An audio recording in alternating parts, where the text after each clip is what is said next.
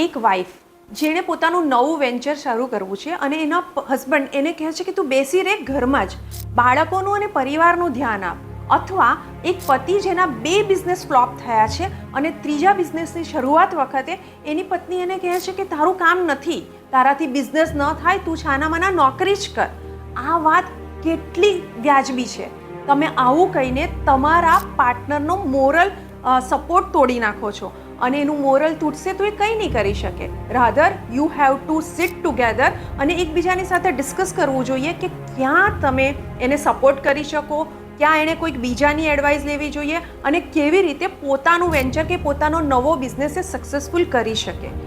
જીવનમાં જેમ દરેક સ્ટેજ પર સપોર્ટની જરૂર છે, એમ મેરેજ લાઈફમાં જો તમને પાર્ટનરનો સપોર્ટ મળે તો તમે જીવનના કોઈ પણ ખેડાણ સહન કરી શકો છો, સક્સેસફુલ જઈ શકો છો. આજની મેરેજની એબીસીડીમાં એસ ફોર સપોર્ટ જે કપલે એકબીજાને આપવો જ જોઈએ.